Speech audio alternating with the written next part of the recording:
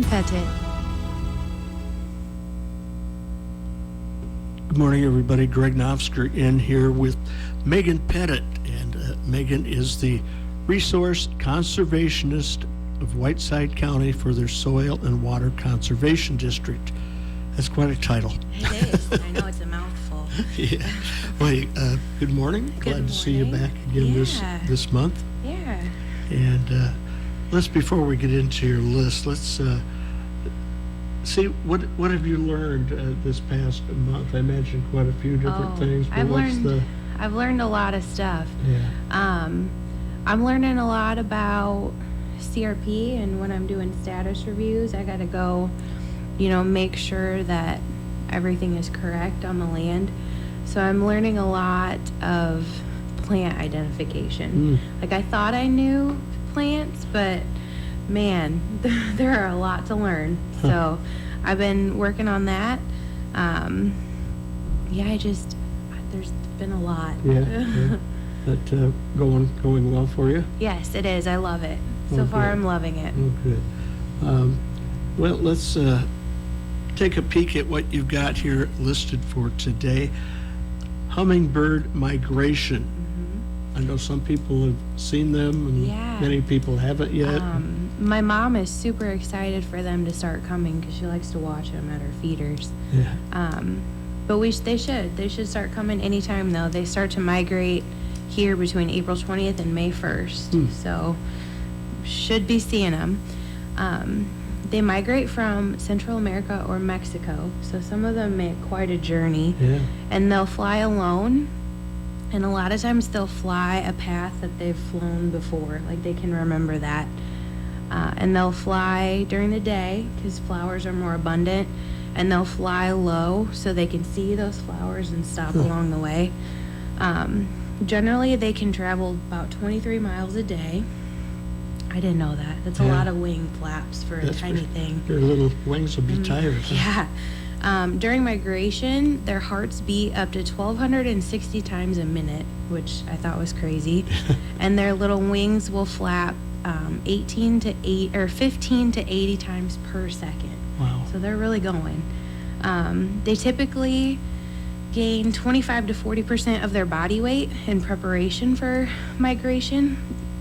It's a long track from Mexico or Central America. And a lot of them will cross the Gulf. And, there's not a lot of places to stop in the Gulf. So they'll fly, it's a 500 miles nonstop, and it can take them 18 to 22 hours to do it. So that's crazy. Peak migration happens in March and April, and the males come first and the females come later.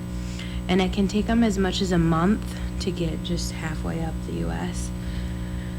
If you want to attract hummingbirds, red is their favorite color. And you can plant butterfly bush, lantana, zinnias, pentas, milkweed, salvia, and firebush. They're all good at attracting them. Okay.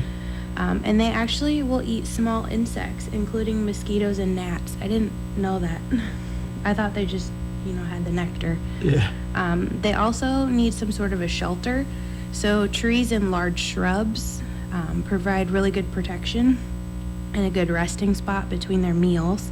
And then hummingbirds, they feed in many small meals in a day, so they can consume up to 12 times their weight in nectar. Like, they feed a lot. And they'll aggressively defend a feeding area or a feeder. And then they like water as well, so they like a shallow water feature with movement.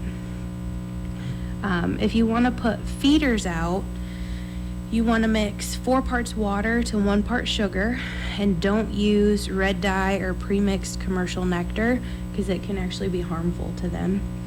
And then as a good practice, only leave the mix in the feeder 3 to 4 days at most.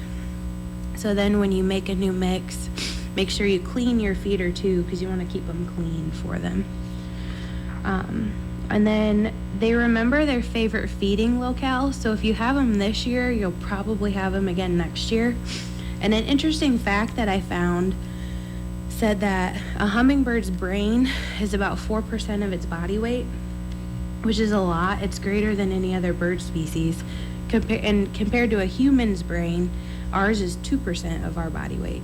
So they're pretty smart, which is Yeah. why they can remember things the way they do.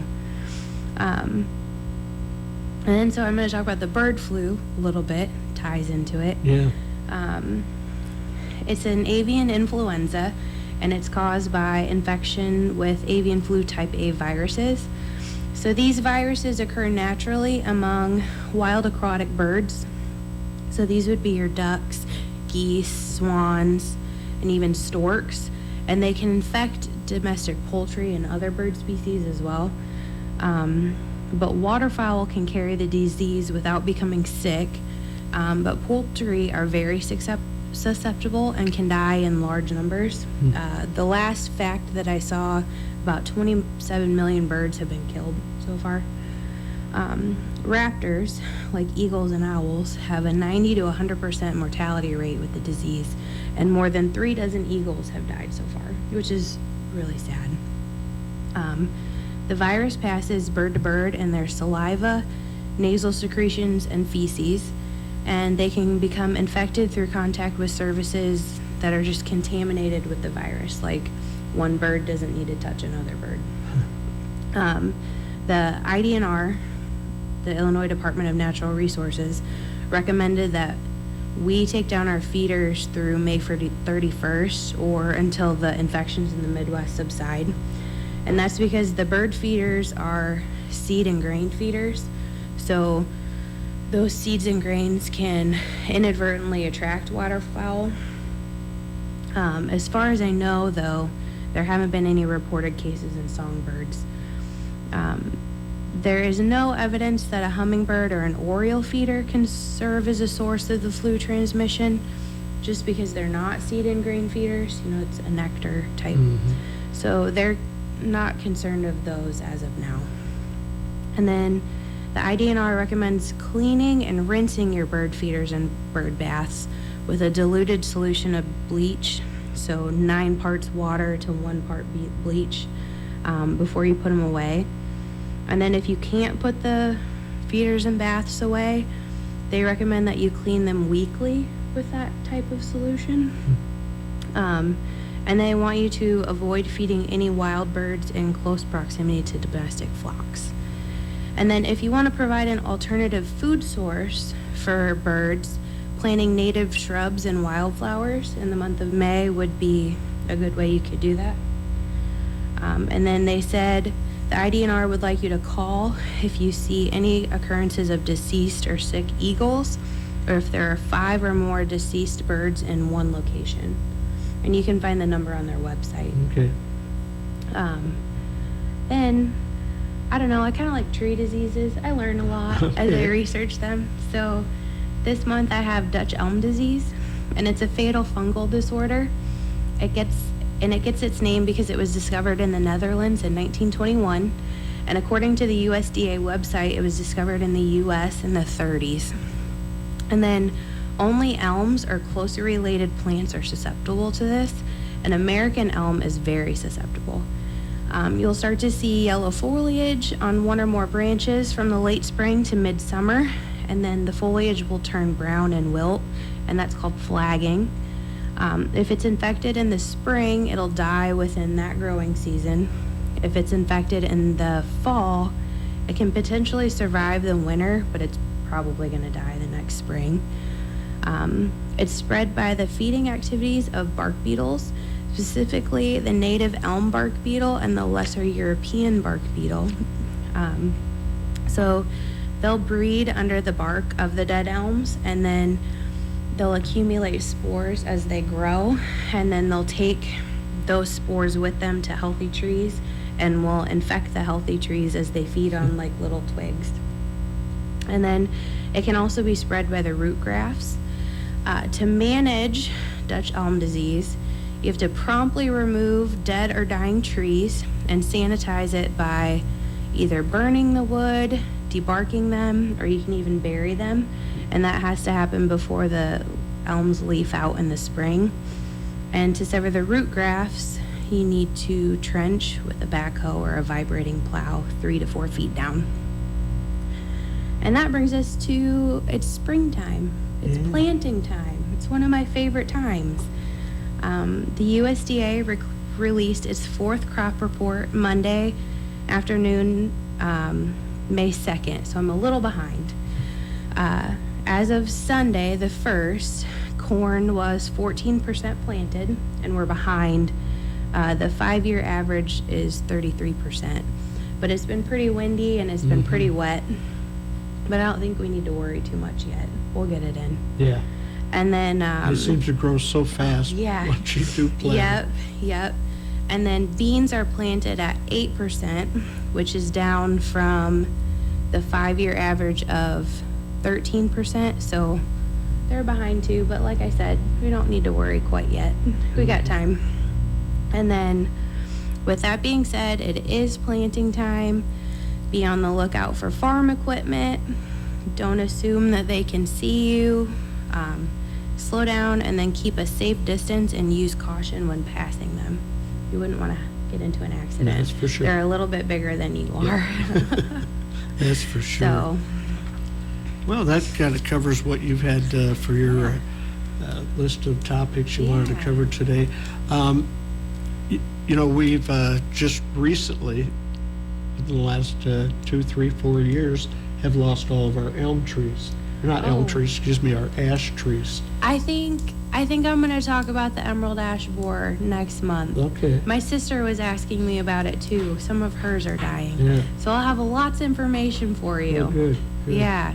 It'll be interesting. Oh, good. And lots of hummingbirds. My sister lives in Albany, she and her husband, and they really attract a lot of birds, hummingbirds.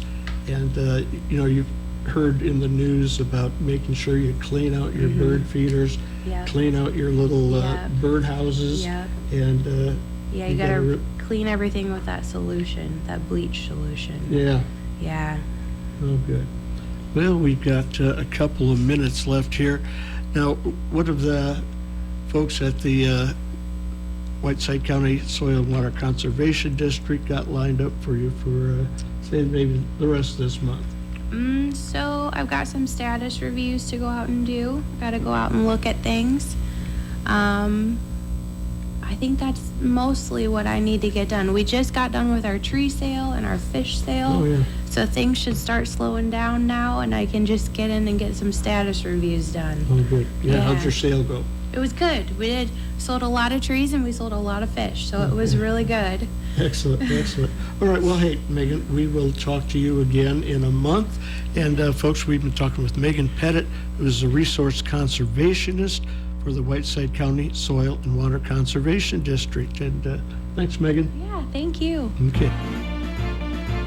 The Whiteside County Soil and Water Conservation District program is heard at 9:15 a.m. on the second Tuesday of every month right here on KROS.